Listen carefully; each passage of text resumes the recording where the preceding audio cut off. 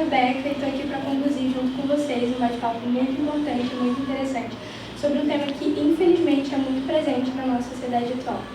O mês de setembro ele carrega a identidade de Setembro Amarelo, com o intuito de conscientização e combate ao suicídio. Só no Brasil são registrados cerca de 12 mil casos e mais de 1 milhão no mundo inteiro. São números realmente muito assustadores. Eu estou aqui com uma equipe muito bem preparada para conversarmos sobre o assunto. Os repórteres Karen Arthur, do Projeto de Mídia, também estou com o pastor Carlinhos, a psicóloga Marcela Carvalheira, o sociólogo, historiador e seminarista Rui Tato, o estudante de psicologia João César. E para começar esse bate-papo, eu queria fazer uma pergunta direcionada para a psicóloga, que ela pudesse explicar para a gente quais são os transtornos mentais que levam alguém ao suicídio. Bom dia, gente. Queria primeiro dizer para vocês que eu sou ex-aluna aqui do Divino Mestre.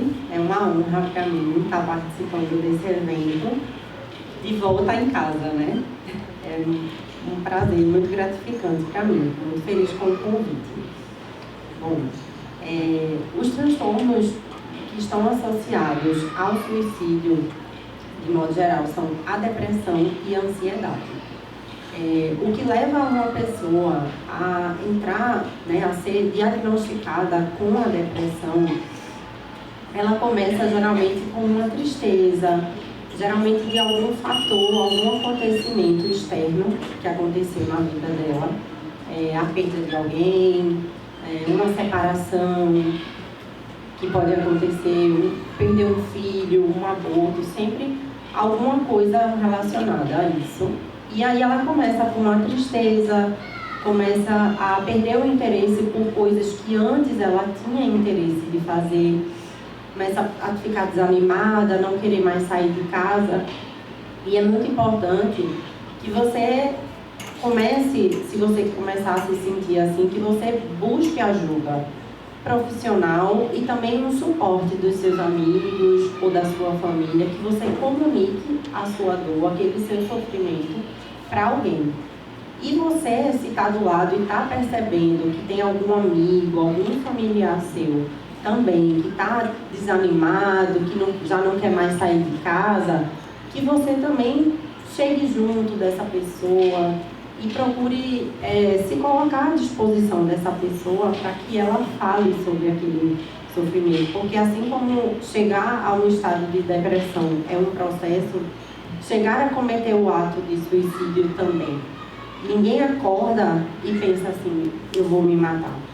A pessoa geralmente dá sinais. A estatística da OMS é que a cada 10 casos de suicídios consumados, 9 poderiam ter sido evitados. Então, isso significa que essa pessoa que tem ideação suicida, ela comunica de alguma forma que ela precisa de ajuda. Então, é importante que a gente esteja atento a esses sinais que essa pessoa que está do nosso lado está tentando, de alguma forma, não diretamente dizendo eu quero me matar, mas às vezes dizendo algumas frases de que não aguenta mais, de que aquela situação que ela está passando está muito difícil para ela. São 2 sinais, mas existem muitos outros para a gente estar atento e ter um olhar empático, solidário e humano para o sofrimento das outras pessoas. Obrigada. Agora eu tenho uma pergunta para fazer ao nosso convidado, que já foi apresentado anteriormente, o João Carlos, desculpa, que eu quero que ele nos conte um pouco como foi a experiência dele com esses sintomas que a psicóloga falou, a depressão, a ansiedade, como você percebeu que precisava de ajuda. Bom dia, gente. Então, eu sofro de depressão há 10 anos e isso começou quando eu perdi o meu avô paterno. E assim, eu não tinha uma ligação assim tão forte com ele, mas na verdade o que é que aconteceu?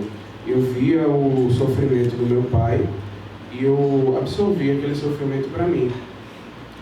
E na verdade quem percebeu foi a minha família, né, os meus pais, que viam que eu estava com uma tristeza muito profunda, que é importante saber distinguir que uma tristeza normal não é depressão, né? Que hoje em dia as coisas estão tão difíceis que qualquer tristeza a gente já fica preocupado que seja depressão.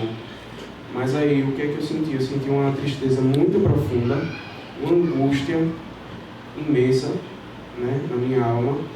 E assim, coisas que... Eu sempre fui uma pessoa muito alegre, muito extrovertida, e eu não tinha mais aquilo. Aquilo estava roubando aquele meu brilho, aquela coisa de mim. E os meus pais perceberam isso, né? E assim, foi muito difícil, uma experiência muito dolorosa para mim. E é importante falar que quando você está numa situação dessa, é muito difícil porque a depressão ela é uma doença psicológica e não é uma doença física. E por isso, ela não é palpável, ela não é vista. E com isso vem muitos julgamentos, muitos comentários ruins. Né? As pessoas julgam, as pessoas olham e dizem é frescura, ou é preguiçoso, não quer fazer nada. Isso é terrível, porque imagina que você está passando por uma situação tão difícil daquela, né? E o que você não quer escutar, a última coisa que você quer escutar é um comentário desse. Você já está horrível, né? E escutar um comentário desse é para ficar pior ainda. Infelizmente, muitas pessoas escutam esse tipo de comentário todos os dias, né? Então, assim, você que tem um amigo, né, uma pessoa que está passando por isso, não julgue, porque a última coisa que a pessoa precisa é de um julgamento. E assim, para eu chegar a estar hoje assim, bem melhor que eu estou, graças a Deus, foi muito importante o apoio da minha família, muito importante. Infelizmente, nem todo mundo tem esse apoio. Eu agradeço muito a Deus por isso, porque eu tive muito o apoio da minha família. Obrigada, João. A gente sempre ouve muito dizer por aí sobre o nosso lado espiritual e que faz uma boa parte disso. Eu queria perguntar sobre como a gente pode buscar ajuda nessa parte espiritual. Bom dia a todos. Bom, nós somos feitos por uma constituição biopsíquico-espiritual. Somos biológicos, somos psíquicos, somos espirituais. E essa constituição nos dá a possibilidade de viver a nossa espiritualidade, a dimensão noética, de forma também filosófica e não somente religiosa. A religião nos dá a porta de encontrar a Deus. A filosofia nos dá o caminho de encontrar a Deus. A fé, ela caminha junto com a razão. Se eu tenho a minha dimensão noética, a minha dimensão espiritual doente, com uma tristeza profunda, uma apatia, eu somatizo isto para o meu corpo. Costumo dizer que nosso cérebro não pensa, e pensa é a alma. A alma sente os movimentos do corpo. Se a nossa alma adoece, o corpo adoece. E a possibilidade maior de encontrar acalanto sobre as nossas dores, nossos sofrimentos, mesmo que seja algo grave como depressão, está na possibilidade de existir. Viver é diferente de existir. E passamos a existir quando temos um sentido para existir. E esse sentido ninguém pode lhe dar de fora. Por isso não podemos sanar uma doença física com algo espiritual. O espiritual dá a possibilidade da cura, mas não cura sozinho. Precisamos ter a fé e o amor como antídotos deste sofrimento. Agora, como encontrar este amor perfeito, pleno, quando o nosso sofrimento é tão forte que não conseguimos nem sequer amar a nós mesmos? A resposta parece um pouco complexa, mas a praticidade é simples. Quem muito sofre, muito sabe amar. E por muito saber amar e não conseguir especificar o seu amor, sofre duplamente, porque está sendo atacado e porque está atacando a si mesmo. O exercício de encontrar o sentido é um exercício de amar a si mesmo. Eu só posso amar o outro se eu me amo. Eu só posso sentir o amor de Deus, que não é visível, não é palpável, que não é de tempo de ouvido, se eu consigo amar as minhas misérias, e amando as minhas misérias, eu vou encontrar na minha dor profunda o amor que pode me tirar daquela escuridão. Pegando esse gancho, eu acho importante a gente ratificar essa ideia de que tá tudo bem não estar bem, sabe? Que não estar bem não é falta de fé. E queria que o pastor Carlinhos falasse sobre isso, porque a gente tem relatos bíblicos e personagens bíblicos que passaram por dificuldades, que sofreram emocionalmente. Exatamente. Hoje a gente vive um tempo de alta performance, né? Então as pessoas elas estão aprendendo desde sempre, ou na escola, ou em qualquer lugar que a gente vive, a pressão dos pais muitas vezes. A gente tem rendimentos muito grandes. Então quando a gente se frustra, quando a gente não consegue lidar com alguma coisa, vem o caos, né? Vem a crise. Então, esse é o tempo, às vezes, da gente parar, porque a gente percebe personagens bíblicos que só constroem a intimidade, desenvolvem uma fé madura e consciente a partir exatamente de problemas difíceis de enfrentar. Né? A gente até trabalhou essa semana, né, aqui na escola de um profeta Elias. O profeta Elias, ele estava numa depressão profunda, pedindo para morrer. Né? E é interessante que Deus envia anjo para ir alimentando ele, mas um fato mais forte e poderoso aí é que a fé dele foi ao encontro exatamente da existência dele. Ele se sentia para baixo, ele queria perder a vida, e Deus foi àquele lugar, àquele momento, iluminando a existência dele, para que ele pudesse ter perspectiva, futuro, esperança, para que ele pudesse sair daquela escuridão que ele se encontrava. E é importante a gente perceber também que, por mais que tenha muitas demandas, muitas pessoas estão esperando respostas, Deus se relaciona muito com a nossa questão pessoal, né, existencial. Porque no mundo, talvez você fosse descartável. Porque se você faltar ao trabalho, se você não vier à escola, as pessoas podem dizer assim, tá vendo, ele não quer nem estudar, não quer fazer nada, como ele falou.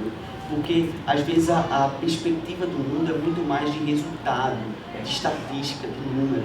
E Deus não trabalha, ele se relaciona a gente pela graça, pela misericórdia dele, pelo cuidado dele com a nossa vida, pela preocupação que a gente entenda o que deve ser dado valor. A vida tem valor e a gente precisa desfrutar ela da melhor forma possível, da melhor forma que traga dignidade, propósito, existência, como a gente falou aqui. Porque o mundo está fazendo a gente correr atrás do vento, correr atrás das coisas que não tem propósito, que não tem sentido, que não alimenta e não satisfaz plenamente a nossa vida. Acho que é isso. Sobre essa ideia até que o João falou, que ele teve a ajuda da família, queria colocar aí no bate-papo como ajudar um amigo que está passando por isso, né? A gente já falou do sentimento, do sintoma, mas como ajudar alguém que está passando por isso para que não haja esse julgamento de dizer que é frescura ou que é preguiçoso.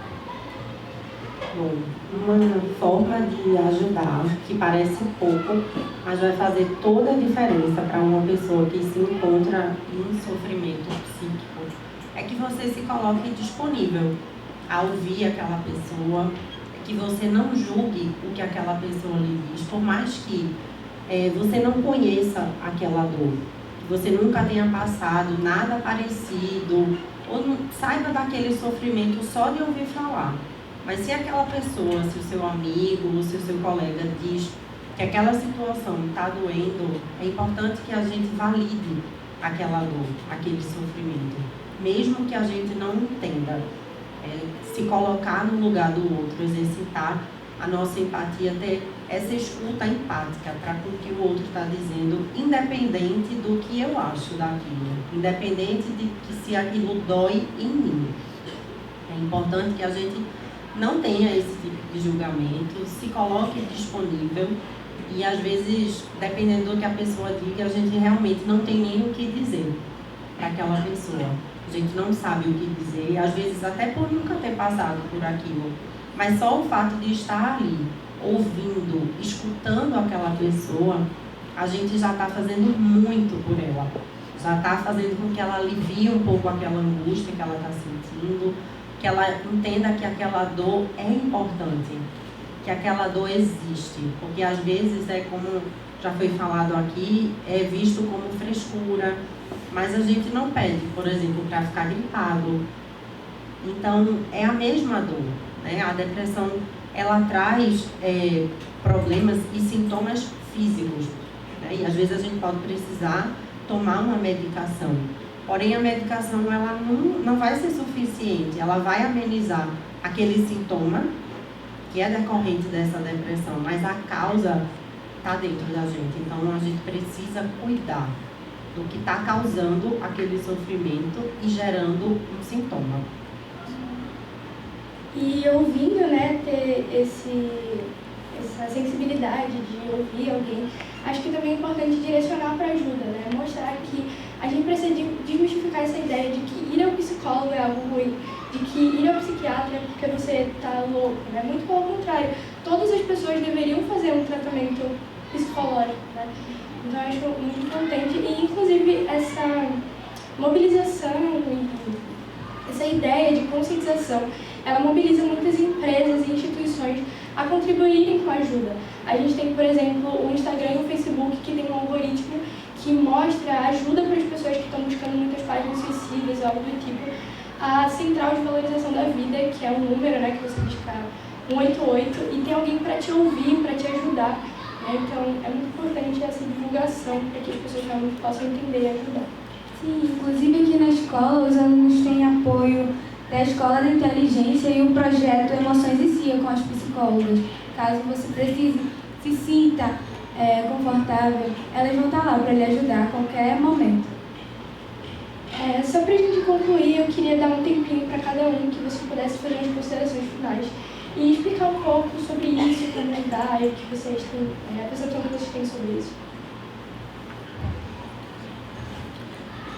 Eu acho que é muito importante você, nesse momento, entender que você não está sozinho, né? Eu acho que deve ter uma ajuda integral. Eu sempre trabalho muito com psicólogo, psiquiatra, sempre porque existem vários fatores, né, que podem levar à depressão. Às vezes é uma questão de medicamento que pode ajudar a botar em ordem, né, o desequilíbrio hormonal, mas a grande questão é que se trata de uma vida.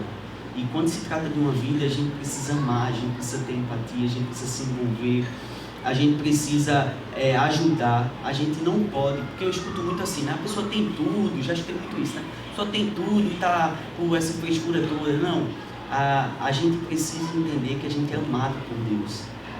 Então isso é ter tudo. Essa certeza de que é amado, para onde você está indo, esse sentido de pertencer, né? Eu sou filho, eu sou filha.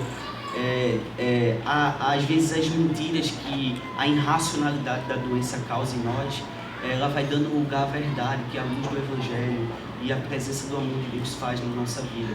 Então esse é um tempo da gente crescer em maturidade cristã, esse é o tempo do sofrimento. Jesus, ele carregou na cruz todo o nosso sofrimento. Então Jesus, ele sofreu como a gente sofreu. Então Jesus é um servo sofredor. Então o sofrimento faz parte da maturidade, do crescimento e desenvolvimento consciente da sua fé. Então os dilemas existenciais seu é importante sim, porque é lá que Jesus vai dar sentido e propósito. Então é preciso que a gente esteja aberto nesse tempo a ser cuidado pelas pessoas, ser cuidado por profissionais, a tomar remédio e assim sair de um lugar para o outro, né, de uma forma saudável e com equilíbrio emocional, né? Isso que a gente acredita assim. Deus abençoe.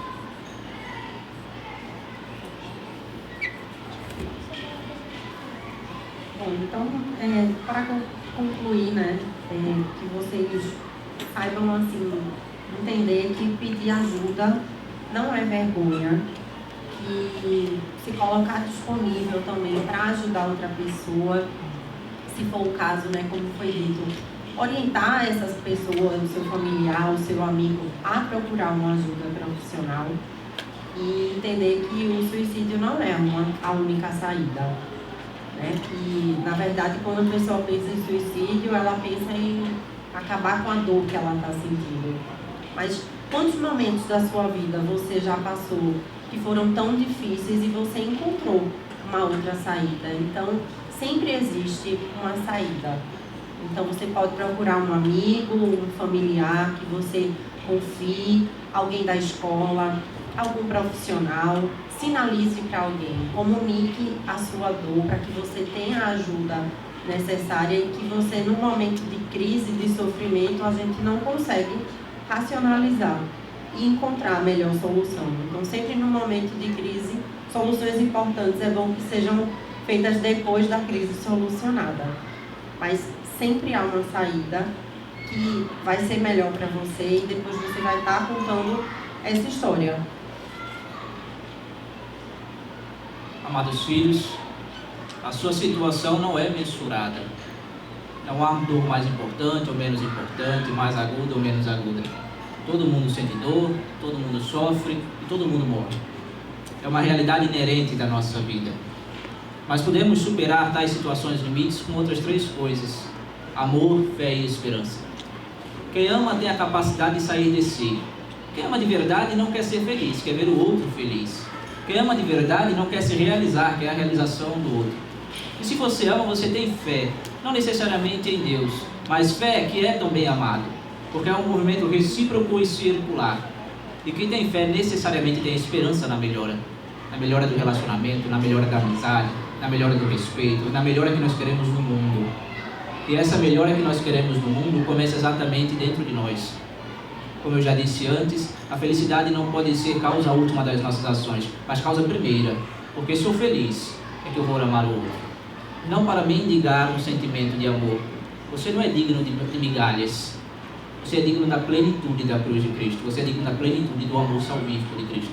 Viva isto hoje. Não somente hoje, mas todos os dias da sua vida. Quando olhares para alguém que sofre, aquele amigo seu da escola, viva o silêncio com ele. Se não pode dizer nada, chore com ele. Divida a sua dor. Partilhe as suas alegrias e as suas tristezas. Porque não somos ilhas. Não podemos ser felizes sozinhos. O que eu tenho para dizer, para reforçar, na verdade, é que se você conhece alguém, tem um amigo seu que está passando por uma situação dessa, compartilhe a dor, não o abandone, porque ele já está numa situação tão fragilizada e é cruel até colocar dessa forma, mas assim, pense que amanhã, infelizmente, pode ser você, pode ser um parente seu. Infelizmente, eu passei por isso e muitas pessoas que se diziam ser minhas amigas me abandonaram. Mas as pouquíssimas que ficaram são os mais preciosos para mim. E a Bíblia fala que há amigos mais chegados que irmãos. E eu realmente, no meio desse vendaval todo, dessa turbulência, eu ganhei irmãos. E é isso que eu tenho prazer para vocês. Não abandonem seus amigos. Não se mede na tristeza, não se pesa no sofrimento. Quem sofre quer seu amor e não seu julgamento. Não caia nesse tropeço, comece pelo começo. Ser amigo, ser presente, escutar mais que falar, repetir, respeitar e não julgar a dor que o outro sente. Que o setembro amarelo lhe transforme em girassol. Repare, quem busca a luz um dia vira farol. Sua luz pode cuidar, sua luz pode salvar, sua luz pode curar. Que a nossa alma entenda e que o ser humano aprenda, depressão não é frescura.